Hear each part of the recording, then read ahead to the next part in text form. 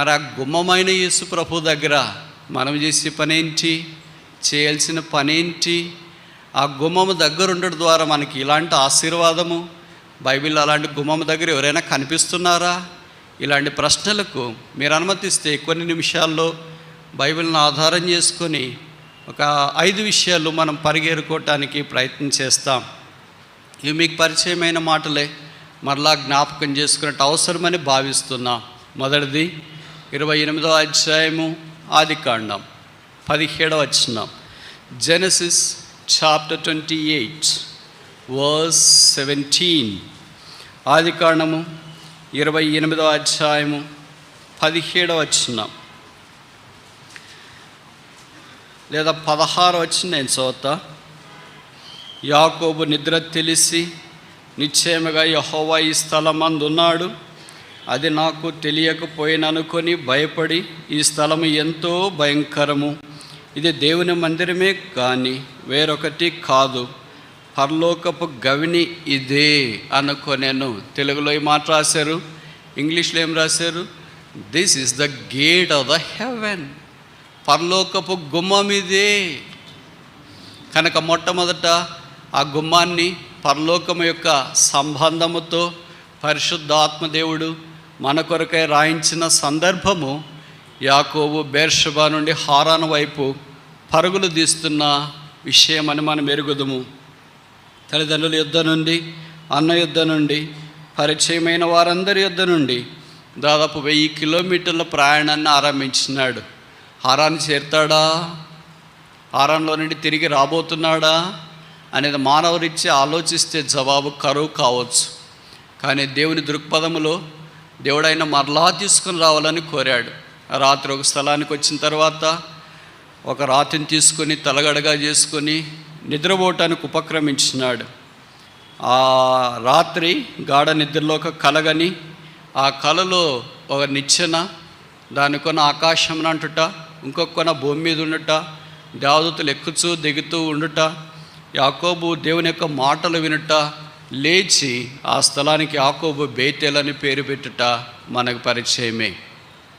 కనుక మొట్టమొదట ఇక్కడ యాకోబు ఈ గుమ్మము ద్వారా మనకు గుమ్మము దగ్గర కనిపిస్తున్నాడు. దేవుని దగ్గరకు వచ్చినప్పుడు మనుషుడు ఎలాగున్నాడు, దేవుడు ఎలాగున్నాడు? దేవుడు మనుషుణ్ణి స్కాన్ చేస్తున్నాడు. You can never escape from the scanning of God. దేవుని యొక్క స్కానింగ్లో నుండి మనుషుడు ఎప్పుడు ఎంత మాత్రం తప్పించుకోలేడు. అందుకనే మనుషుని యొక్క స్థితి ఎలాగుంది? 28వ అధ్యాయం ఆదికాండము 28వ అధ్యాయం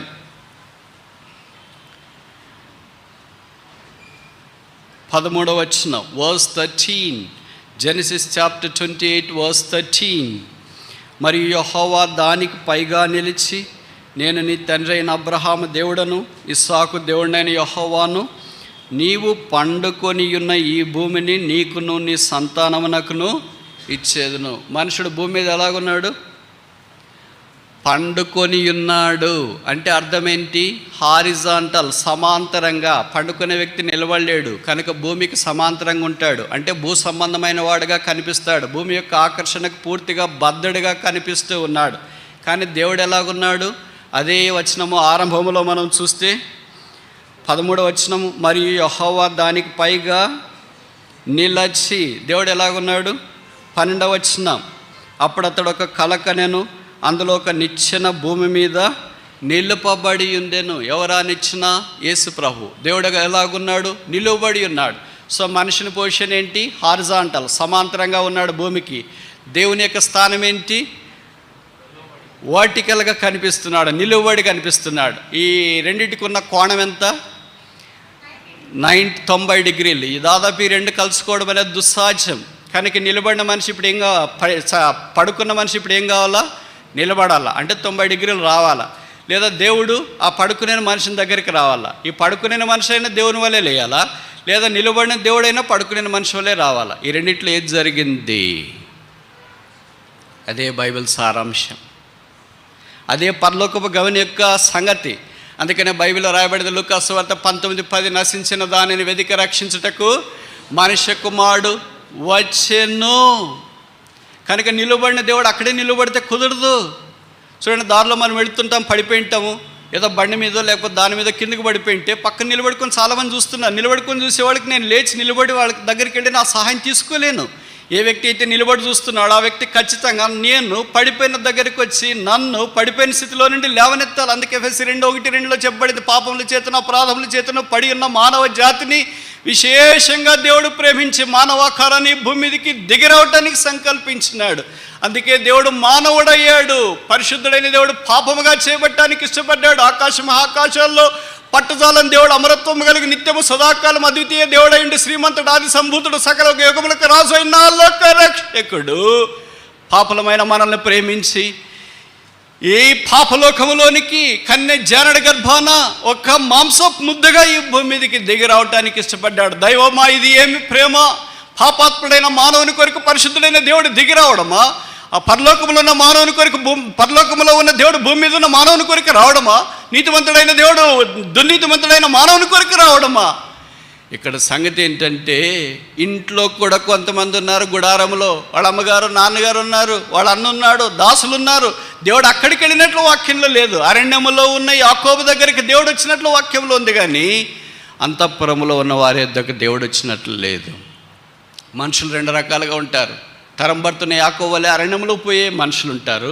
ఇంట్లో ప్రశాంతంగా కూర్చున్న వాళ్ళ తల్లిదండ్రులు తమను వలె ఉంటారు. దేవుడు ఎవరి దగ్గరికి వచ్చాడు, ఎవరితో మాట్లాడాడు, ఎవరికి తన సంఘాన్ని గురించిన దర్శనం ఇచ్చినాడు. గుడారములోనే యాకోబుకు తల్లి తండ్రి దగ్గర లేకపోవచ్చు, కానీ పరలోకపు తండ్రి, అరణ్యములోనే యాకోబుకు తల్లి తండ్రి దగ్గర లేకపోవచ్చు, కానీ పరలోకంలో ఉన్న దేవుడు ఆయన దగ్గరికి వచ్చినాడు.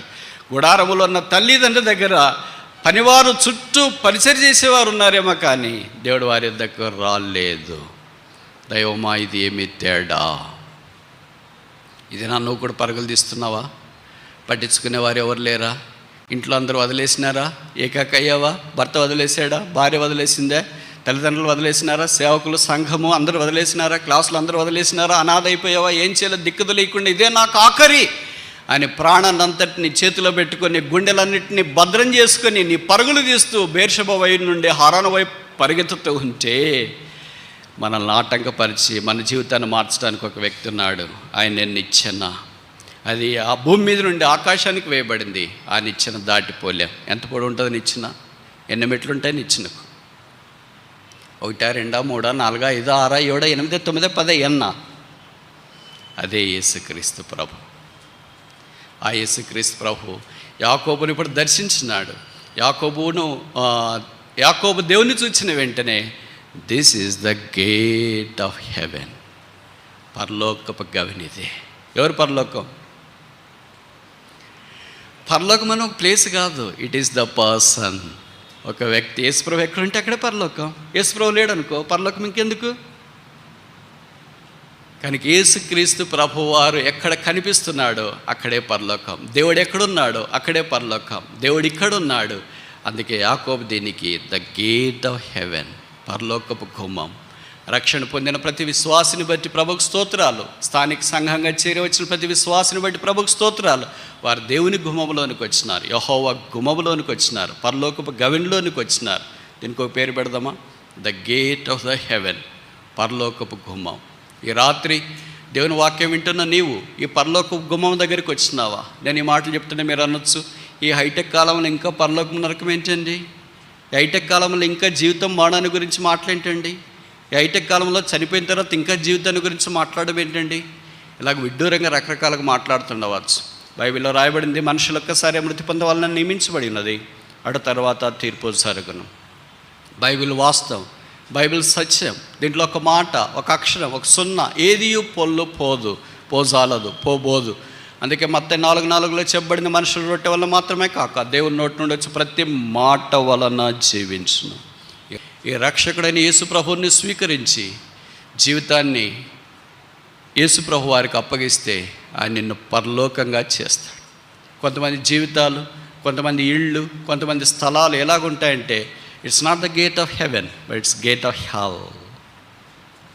అది పరలోకపు గుమ్మముగా ఉండదు, నరకముగా ఉంటుంది. అది వాళ్ళ నోట్లో నుండే వాళ్ళు చెప్తారు, ఈ నరకము నుండి ఎప్పుడు బయటపడతాం బ్రదర్, ఏ నరకం? భర్తనే నరకమా, భార్యనే నరకమా, పిల్లలనే నరకమా, మీరు చేరి వస్తున్న స్థానిక సహవాసం అనే నరకమే? ఏ నరకం? What is that hell you are thinking? Because there is no Christ. Where there is no Christ, it is nothing but all. యేసు లేనిది నరకం తప్ప ఇంకేముంటుంది? ఇది యెహోవా గుమ్మము. ఈ గుమ్మానికి దూరంగా ఉంటే, ఈ యేసుకు దూరంగా ఉంటే, ఈ రక్షకునికి దూరంగా ఉంటే ఈ రక్షకుడు ప్రత్యక్షమవుతున్నాడు. ఈ రాత్రి యాకోబునకు ప్రత్యక్షమయ్యాడు. చీకట్లో నువ్వు కూడా ఆత్మీయమైన చీకట్లో ఉన్నావు, మెటీరియల్లో తోసదేమో, అక్కడే ఉన్నావు. నన్ను ఎవరు చూసుకుంటారు? బైబిల్ ఇలాంటివి చాలా రాశారు బ్రదర్, కానీ వాస్తవ జీవితానికి వచ్చేటప్పటికి అవి వేరైతే బ్రదర్ అని కొంతమంది లాజికల్గా మాట్లాడే వాళ్ళు ఇక్కడ ఉన్నారు. ఇవి బైబిల్లో రాసిన స్టోరీలు, కథలు కాదు, ఇవి వాస్తవ జీవితాలు. Jacob was a real person. Is not a fantasy, is not a illusion, is not a characterised character, but is a true real person. ఆయన నిజంగా వాస్తవమైన వ్యక్తి. ఎలాగ మీరు చెప్తారు నిజంగా వాస్తవమైన వ్యక్తిని? ఇది నా మీరు బైబిల్ గ్లోబ్ ప్రపంచపటం చూడండి. ఇజ్రాయెల్ అనే దేశం ఉందా? ఆ దేశం ఉందంటే అర్థం ఏంటి? ఆ దేశానికి ఒక చరిత్ర ఉంది కదా. ఆ చరిత్రకు మూల పురుషుడు ఎవరు? యాకోబు అన్న సంగతి మనకు పరిచయం. రెండోది చూస్తామా? రూతు గ్రంథం 4వ అధ్యాయం, book of Ruth chapter 4 verse 1. Ruth 4:1.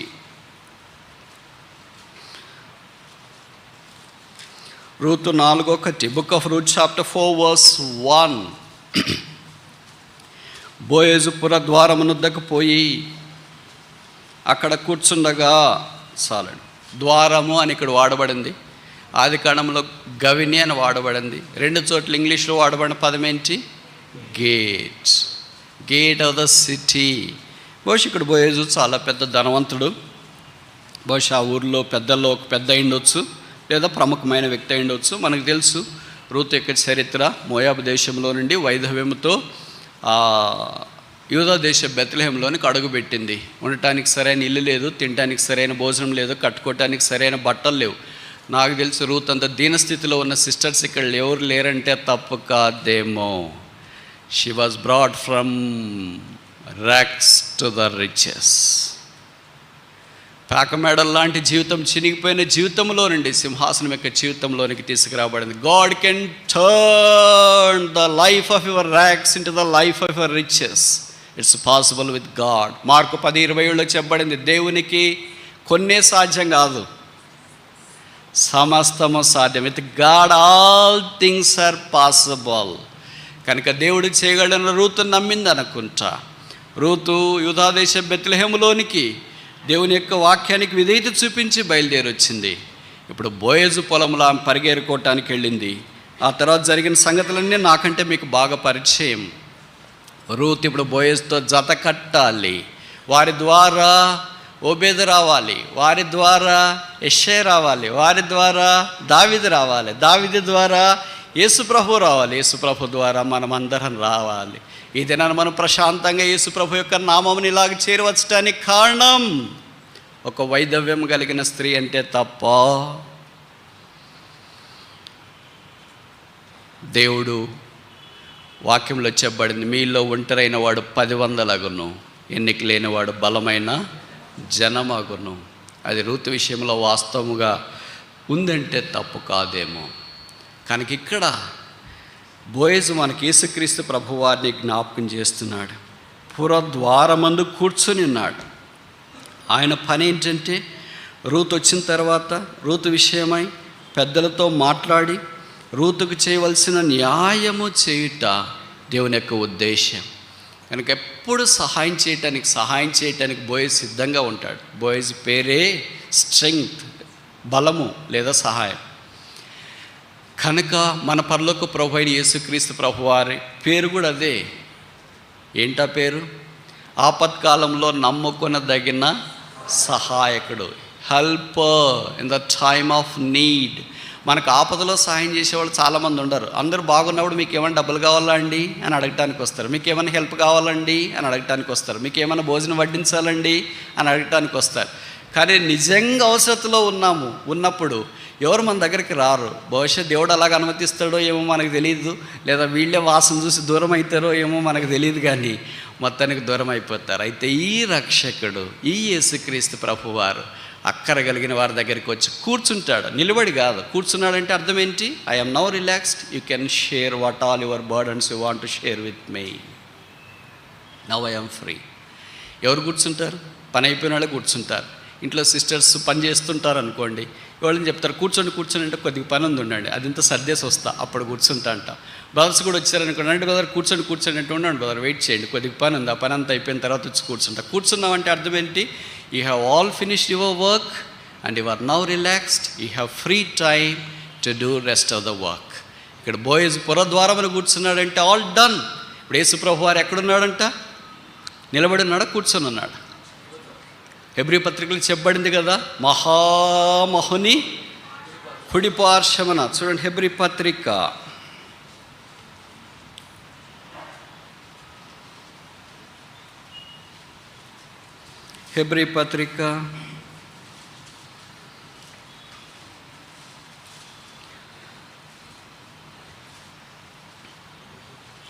2వ అధ్యాయము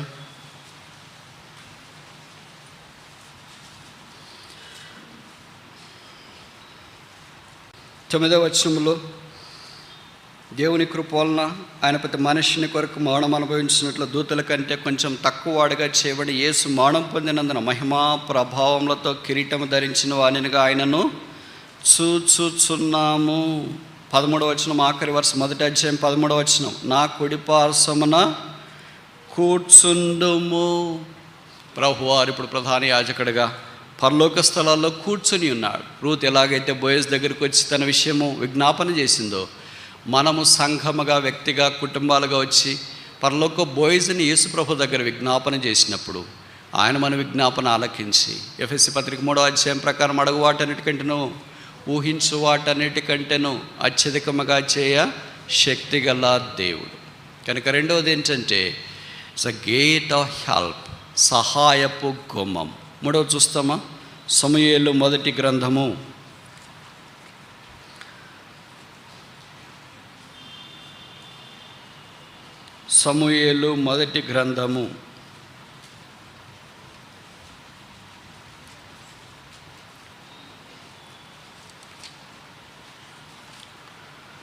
9వ అధ్యాయము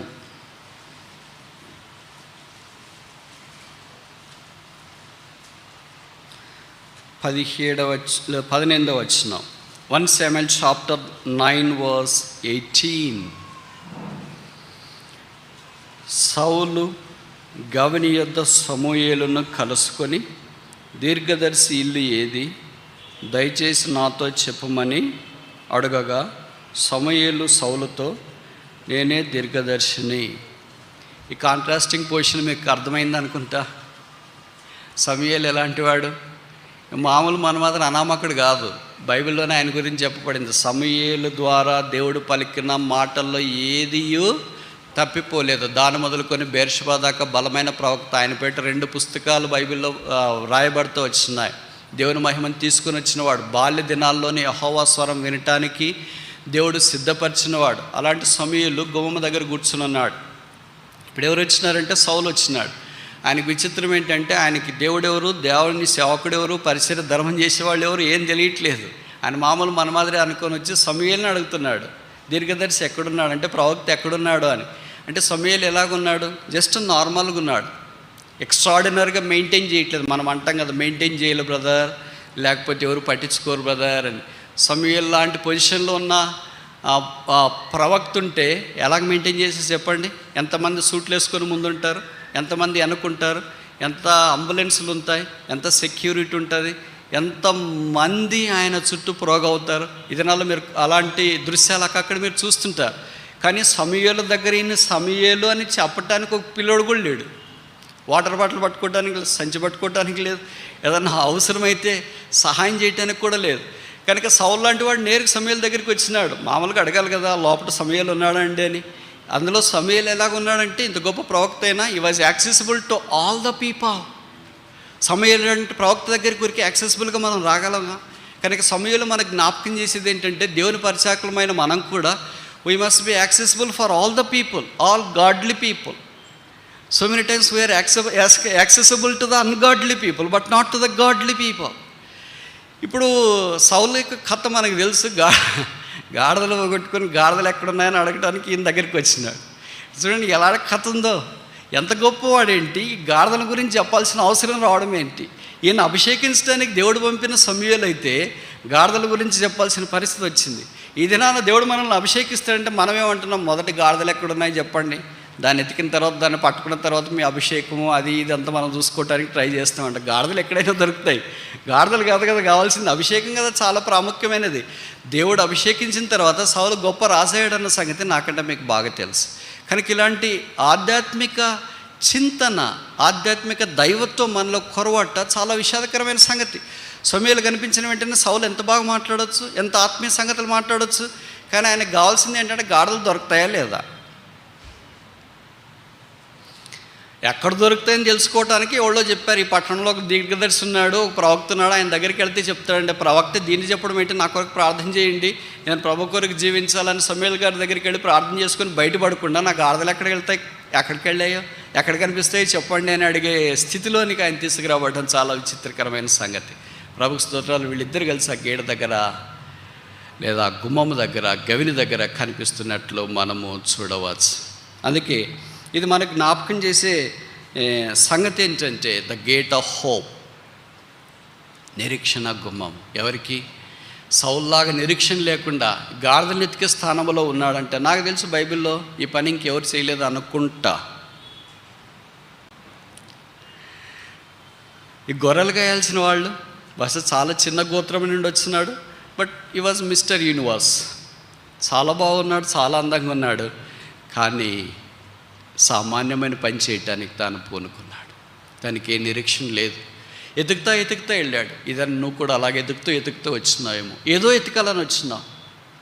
గాడిదలను ఎతకాలని వస్తే ప్రవక్త కనిపించినాడు.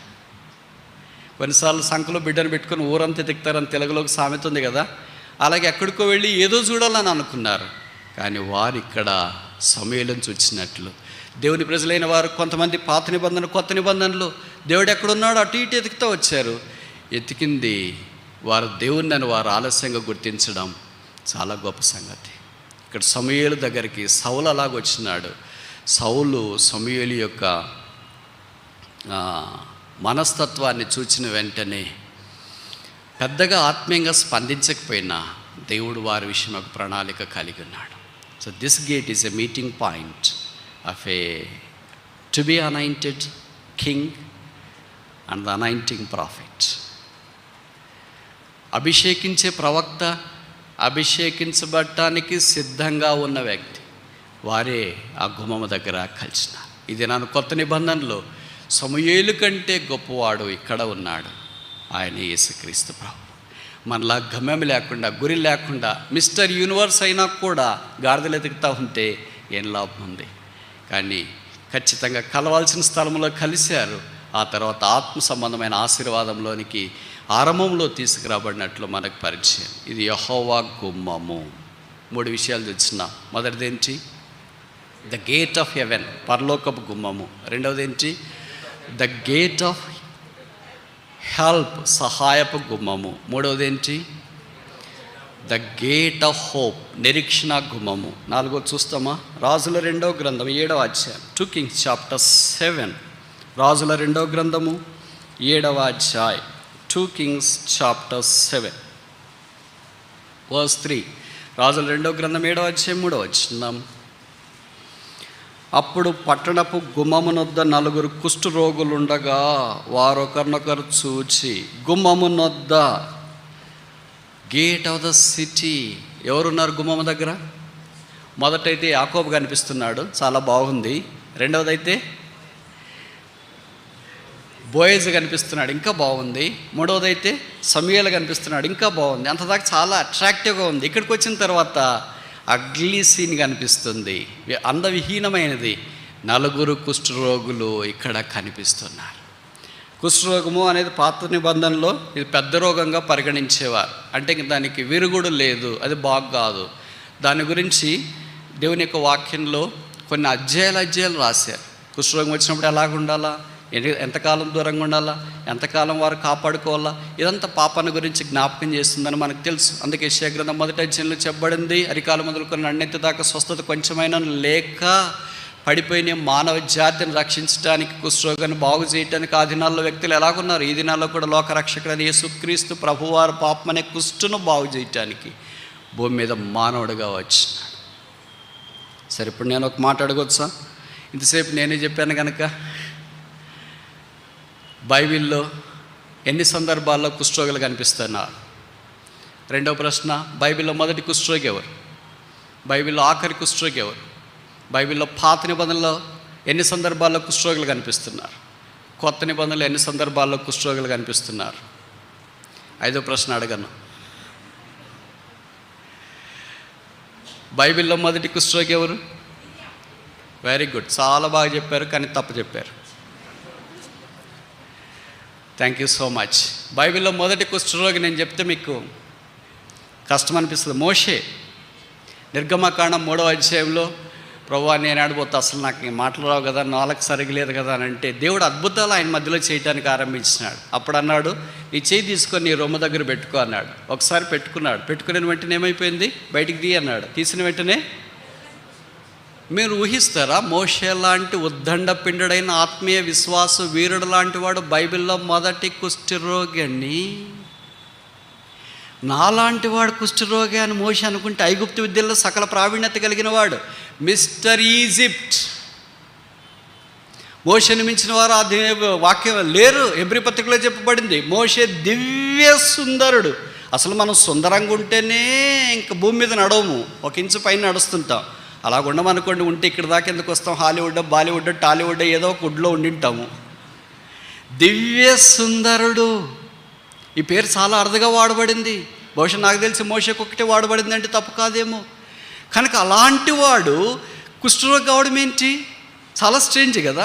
దేవుడు కొన్నిసార్లు అలాగ తీసుకెళ్తాడు. నువ్వు పెద్దవాడు కాకమునుపు చిన్నవాడు కావాలా, అది కాకపోతే ఇట్స్ నాట్ గాడ్లీ వే. అందుకని ఒక్కసారి చేయి తీసిన వెంటనే కుష్ఠరోగం, ప్రభు షాక్. నేనేంటి, కుష్ఠరోగం ఏంటి? అసలు నన్ను చేసుకున్న అమ్మాయి నేను బాగున్నాననే చేసుకునింది, ఈ కుష్ఠరోగం వచ్చి ఇంటికి పోతే ఇంకేమైనా ఉందా? ఒకసారి మరలా ప్రభు చెప్పాడు, నీ చేయి తీసుకుని మళ్ళీ అక్కడ నీ రొమ్మ దగ్గర ఉంచుకో. కుష్ఠరోగం బాగా అయిపోయి తర్వాత వాళ్ళ అక్కకు వచ్చింది దాని కారణం చేత. పాత నిబంధనలో 4 కుష్ఠరోగులు ఇదే సందర్భంలో కనిపిస్తున్నారు. కొత్త నిబంధనలో ఒకే ఒక సందర్భంలో 10 మంది కుష్ఠరోగులు కనిపిస్తున్నారు. ఈ 2 సందర్భాల్లోనే ఎక్కువ మంది కుష్ఠరోగులు మనకు కనిపిస్తున్నారు. 10 మంది కుష్ఠరోగులు వచ్చినారు ప్రభు దగ్గరికి, మమ్మల్ని స్వస్థపరచమన్నారు. యేసు ప్రభు మీరు వెళ్ళి యాజకులు కనపరచుకోమన్నారు. బైబిల్లో రాయబడిన వారు వెళ్ళుచుండగా శుద్ధులైరి. దాంట్లో ఒక్కడు మాత్రం తిరిగి వచ్చినారు. ప్రభు వేసిన ప్రశ్న, వేర్ ఆర్ ద 9? ఆ 9 దగ్గర ఎక్కడా? Where are the 9? ఆ 9 దగ్గర ఎక్కడ? కనుక కృతజ్ఞత కలిగి వచ్చేవాళ్ళు 1%. 9 మంది బయటికి వెళ్ళిపోయారు, ఒకడు మాత్రం వచ్చినారు. అంటే 100లో ఎన్నో శాతం వస్తారు? 10%, అంటే 10%. దేవుడి దగ్గర కృతజ్ఞత, దేవుడు చేసిన మేలను బట్టి కృతజ్ఞత వచ్చేది కేవలం 10%. మిగతా 90% అంతా కృతజ్ఞత లేని వాళ్ళుగా ఉంటారు. దాని అర్థం ఏంటి? తిమోతికి రాస్తూ అపోస్తలుడైన పౌలు పరిశుద్ధాత్మ ద్వారా రాసింది ఏంటంటే, అంత్య దినములలో అపాయకరమైన కాలములు వచ్చును. ఏంటి సూచన? కృతజ్ఞత లేని మనుషులు, థ్యాంక్లెస్ పీపుల్. కనుక అలాంటి వాళ్ళు బహుశా ఉన్నారేమో. ఇక్కడ మనం చూస్తే వారు గుమ్మం దగ్గర వాళ్ళు ఉన్నారు. ఆ తర్వాత జరిగిన సంగతి ఏంటంటే, వారు ఇంకెలాగో మనం చనిపోతాం కదా, మన శత్రువుల యొక్క స్థావరంలోనికి వెళితే వాళ్ళు మనం బతికినిస్తే బతుకుదాం, చంపేస్తే చనిపోదామని అక్కడికి వస్తే శత్రువులు ఎవరు లేరు, వాళ్ళు పట్టుకోలేనంత దోపుడు సొమ్ము వారికి కనిపించింది. అందుకని వాళ్ళు అన్నారు, ఇప్పుడు మనం ఊరుకుండడం మంచిది కాదు, ఇది శుభవర్తమానం గల దినం. రాజుల 2వ గ్రంథం 7వ అధ్యాయం, 2 Kings chapter 7. రాజుల 2వ గ్రంథం 7వ అధ్యాయం 9వ వచనం, వారు మనం చేయనిది మంచి పని కాదు, నేటి దినము శుభవర్తమానము గల దినము, మనం ఊరకొన నేల తెల్లవారు వరకు మనం ఇచ్చటి నుండి నీడల ఏదైనా ఒక అపాయం మనకు సంభవించిన గనక మనము వెళ్ళి రాజు ఇంటి వారితో సంగతి చెప్పుదాము రండి అని ఒకరితో ఒకరు చెప్పుకొనరి. ఎక్కడికి వచ్చారు ఇప్పుడు? ఎక్కడ ఆరంభించిన జీవితం? 3వ వచనం గుమ్మము దగ్గర, 9వ వచనం ఎక్కడ? రాజు ఇంటి దగ్గర. This is the journey of a leper. కుష్ఠరోగి యొక్క ప్రయాణం ఏంటంటే గుమ్మం దగ్గర ఆరంభించినాడు, ఒక రాజు ఇంటి దగ్గరికి వచ్చినాడు. ఎవరు ఆ కుష్ఠరోగులు? నలుగురు. ఎందుకు నలుగురే ఉన్నారు? 5 మంది ఎందుకు లేరు? ఎందుకు నలుగురే ఉన్నారు? 3 ఎందుకు లేరు? ఎందుకు నలుగురే ఉన్నారు? 10 మంది ఎందుకు లేరు? ఎందుకు నలుగురు ఉన్నారు? 4 ఏం జ్ఞాపకం చేస్తుంది? సార్వత్రికం. 4వ దినాన్ని దేవుడు ఏం చేశాడు? సూర్యుని చేశాడు. ఎన్ని దిక్కులు ఉన్నాయి? 4 దిక్కులు ఉన్నాయి. ఎన్ని సువార్తలు ఉన్నాయి? 4 ఉన్నాయి. అన్నీ ఏం కనిపిస్తున్నాయి? 4 కనిపిస్తున్నాయి. 4 కనిపిస్తున్నాయి అంటే అర్థం ఏంటి? It speaks of the universality. పాపం సార్వత్రికంగా విస్తరించబడింది. అలాంటి పాపాత్ముడైన మానవుడు ఎలాగున్నాడంటే ఊరికి వెలుపటి గుమ్మం దగ్గర ఉన్నాడు. ఆ మానవుని రాజు యొక్క ఇంటిలోనికి తీసుకురావడం కొరకే రాజులకు రాజు యేసుక్రీస్తు ప్రభు వారి భూమి మీదకి దిగి వచ్చాడు. గుమ్మంలో ఉన్న మానవుడు ఇప్పుడు ఎక్కడికి వస్తున్నాడంటే రాజు ఇంటిలోనికి వస్తున్నాడు. This all free access. దీనికి ఏం ఖర్చు పెట్టలేదు, దీనికి ఏం డబ్బు చెల్లించలేదు. కేవలం సామాన్యంగా కృప ద్వారా మాత్రమే వారు అక్కడికి తీసుకురాబడుతున్నారు. అందుకే పరమగీతం 2వ అధ్యాయంలో చెప్పబడింది, అతడు నన్ను విందుశాలకు తోడుకొని పోయెను, నా మీద ప్రేమను ధ్వజముగా ఎత్తెను. అందుకే మెఫీబోషెతు విషయంలో దావీదు సెలవిచ్చిన మాట, సదాకాలం నా భోజన బల యొద్ద నీవు భోజనం చేస్తావు. He shall dine with me, king's table, రాజభోజనము, బల్ల. కనుక పాపులమైన మనం ఎక్కడో పడి చెరుగుతున్న మనల్ని దేవుడు తీసుకొని వచ్చి రాజులైన యాజక సమూహంలోనికి చేశాడు. ఇది దేవుని కృప కాదా? ఇక్కడ మన జ్ఞాపం చేయబడే గుమ్మము చాలా పరిచయమైన గుమ్మము. అదే మనకి ఏం తెలియజేస్తుంది? కుష్ఠరోగులు దేవుని యొక్క కృపను బట్టి గుమ్మములో నుండి ఇప్పుడు ఎక్కడ దాకా వస్తున్నారు? వాళ్ళు రాజు యొక్క ఇంటి దగ్గరికి వచ్చినట్లు ఈ వాక్యం ద్వారా మనకు జ్ఞాపకం చేయబడుతూ ఉంది. అందుకే దీనికి మనం ఒక పేరు పెడదామా? ద గేట్ ఆఫ్ హెరాల్డింగ్, ప్రకటించే గుమ్మము. ఇది శుభవర్తమానం గల దినము. మనం ఊరకనేలా మనం వెళ్ళి తెలియచెప్పుదాం రండి. సరే, 5వ దాకా చూసి ముగిస్తామా? ఎస్తేరు గ్రంథం 2వ అధ్యాయం 19వ వచనం. Book of Esther chapter 2 verse 19. Esther 2:19. Esther chapter 2 verse 19. 2వ మారు కన్యకలు కూర్చబడినప్పుడు మొర్దెకై రాజు గుమ్మములో కూర్చొని ఉండెను. రాజు గుమ్మములో మొర్దెకై కూర్చొని ఉండెను. కనుక ఇది మొర్దెకై యొక్క యథార్థతను జ్ఞాపం చేస్తుంది. Gate of honesty. యథార్థవంతుడిగా అక్కడ కూర్చొని ఉన్నాడు. కానీ ఈ మొర్దెకై ఎలా కూర్చోవడము హామానుకు నచ్చలేదు. అందుకని ఆ తర్వాత, నాకంటే మీకు బాగా తెలుసు విషయము, వారందరినీ చంపటానికి ఆయన పూనుకున్నాడు, కానీ తానే చివరికి చనిపోయాడు. ఆ తర్వాత ఇప్పుడు మొర్దెకై ఎక్కడ కూర్చున్నాడు? ఎస్తేరు 10వ అధ్యాయం. ఎస్తేర్ చాప్టర్ 10